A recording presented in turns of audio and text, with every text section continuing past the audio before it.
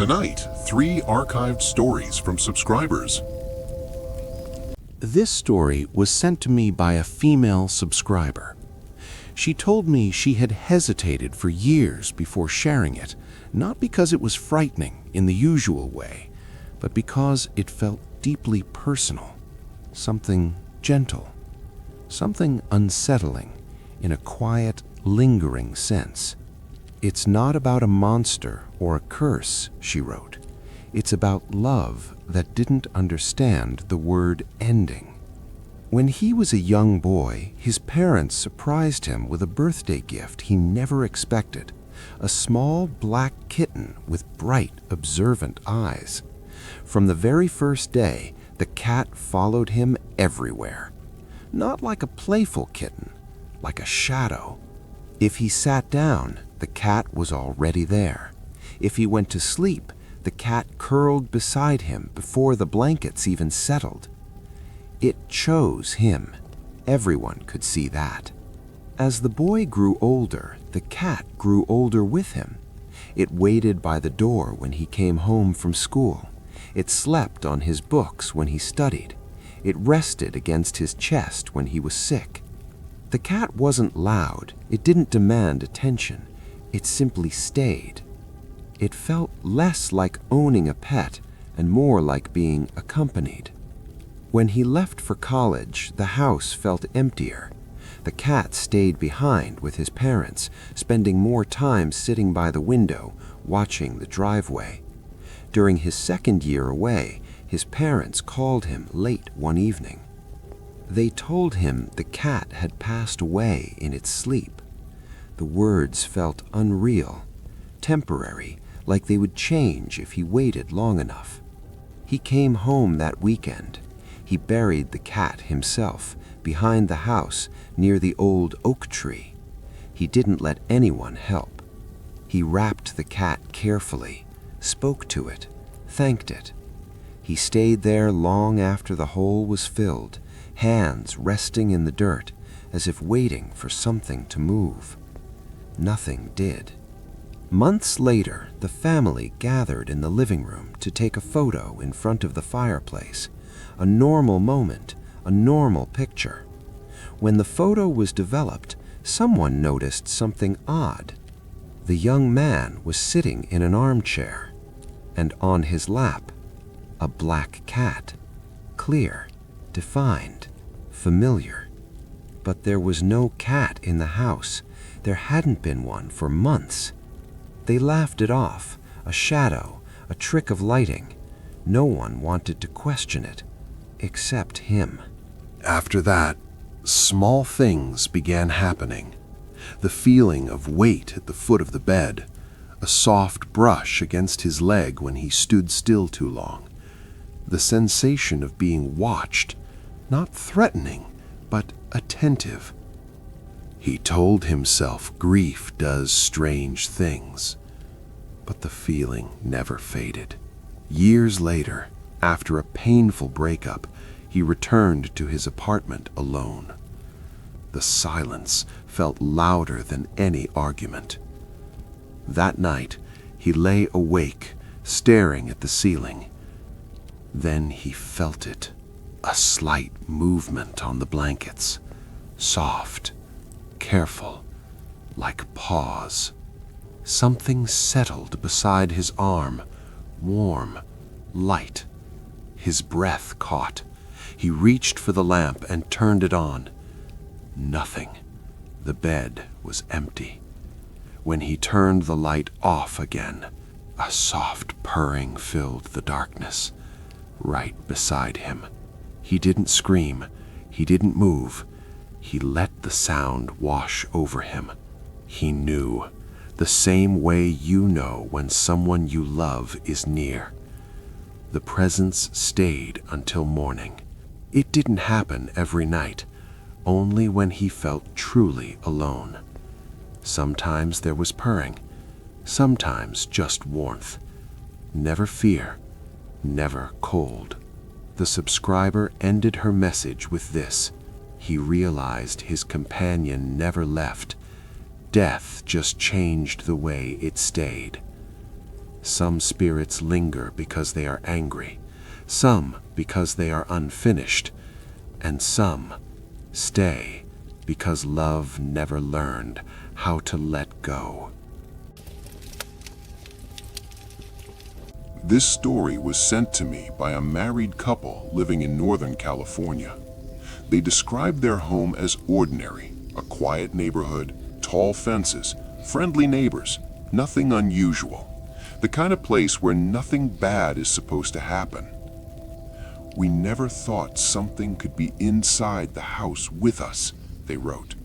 "Not watching, not breathing, not waiting." The noises started at night.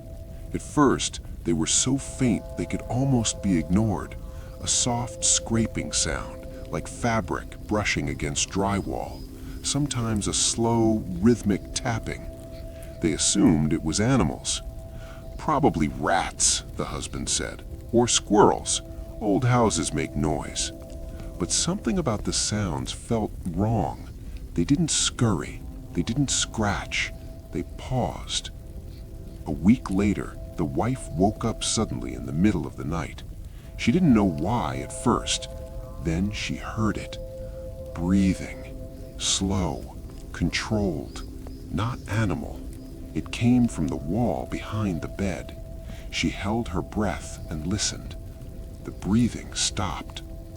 In the morning, she told her husband. He laughed, gently, nervously.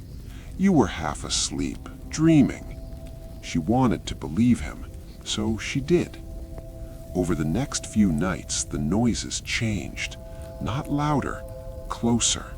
Sometimes something seemed to crawl above the ceiling.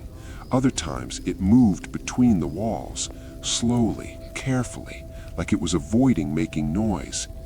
It sounded like someone learning where to step. A month later, the noises became routine, and then the food started disappearing. Small things at first, slices of bread, leftovers, snacks they were sure they hadn't eaten. They blamed stress, memory, each other. "Guess I was hungrier than I thought." Then the knife went missing. One of the large kitchen knives, heavy, unmistakable. They searched everywhere. Drawers, trash, cabinets, nothing. That's when we stopped laughing. Evan breaks into a run. Cameras track him moving toward the exit.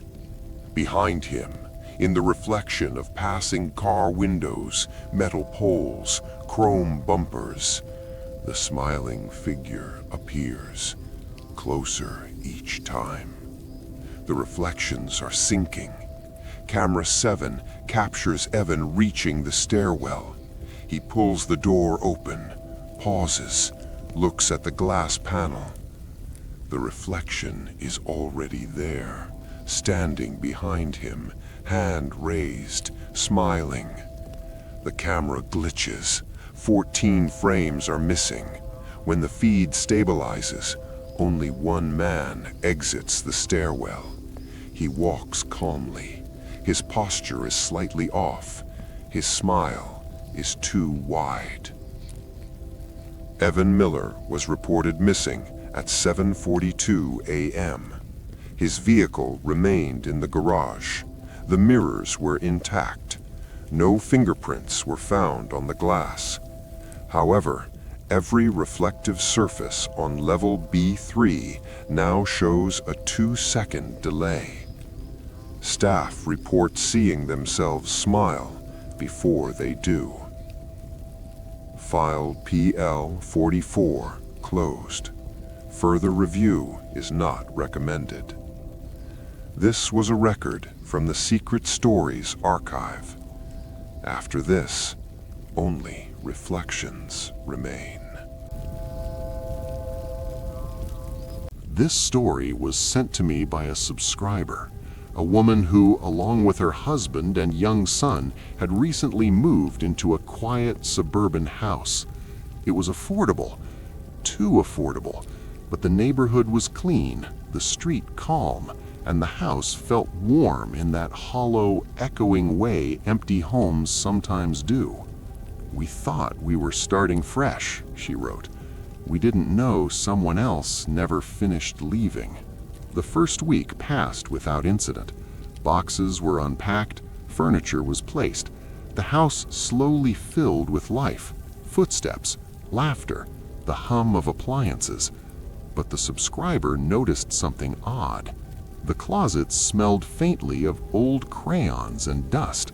Not mold, not rot, just childhood. She dismissed it. It happened while rearranging the bedroom furniture. She pulled the wardrobe away from the wall and froze. Taped to the wall behind it were drawings. Children's drawings. Crude stick figures, crayon lines, uneven coloring. But the subject matter was wrong. The drawings depicted the bedroom. Her bedroom. The bed, the nightstand, the window, and in the bed, her, sleeping. The details were unmistakable. Her hair, her posture, even the way her arm rested over the blanket. She stepped back slowly. They checked the rest of the house, behind the hallway cabinet, inside the guest room closet, behind the washing machine. More drawings. Her husband, her son, sleeping. Different nights, different positions, always asleep, always watched. When they asked their son if he had drawn them, he shook his head immediately. "No, the other kids did." "What kids?" she asked. He hesitated. "The other ones who still live here." That night, the house felt different. Not louder, quieter. Too quiet. She woke to a soft sound, paper brushing against a wall, a crayon scraping lightly. She didn't get out of bed. She didn't turn on the light. She listened. Footsteps padded down the hallway, small, careful. They stopped outside the bedroom door. She felt the pressure of someone standing there, waiting. After a long moment, the steps retreated. The next morning, they checked the attic. There were handprints in the insulation, small ones, adult ones too, and food wrappers, old, recent. Someone had been up there, watching through the vents. They contacted the police. Records showed the previous family, parents, 2 children, had moved in 8 years earlier. Reported missing. No signs of forced entry. No bodies. But officially, they never moved out. An officer found something else. More drawings, hidden inside the walls. Hundreds of them. The drawings continued past the disappearance date, showing new furniture, new people, the same house. They packed that night.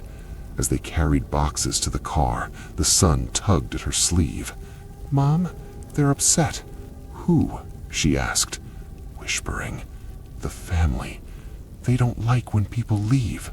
Inside the car, she found one last drawing slipped into her bag.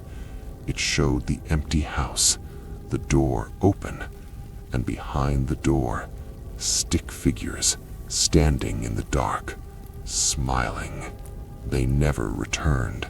The house went back on the market within months. Neighbors reported lights turning on at night, children's laughter, crayon marks appearing on the windows. Some families move on, some disappear, and some never learn how to leave. They just wait for the next ones to move in.